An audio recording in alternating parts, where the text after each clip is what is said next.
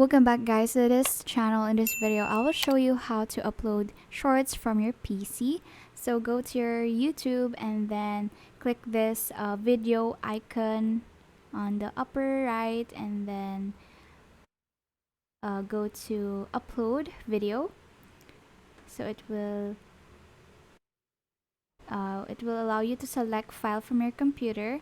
After uploading it, you will be asked to input a title. So when you input your title, make sure that you have the hashtag shorts.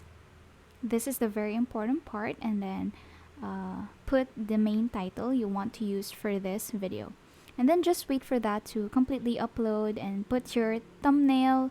And then what you want to do next is to accomplish the other parts of this video. So here uh, you have the audience selection, so if it's made for kids or not, and then you have these other details and this other details as well. Just click next as you go on, and then you have here private, unlisted, or public, so you can choose among those and just click save. And that's it. That's how you upload shorts to your YouTube channel from your PC. Thank you so much guys for watching. Please do like and subscribe to this channel.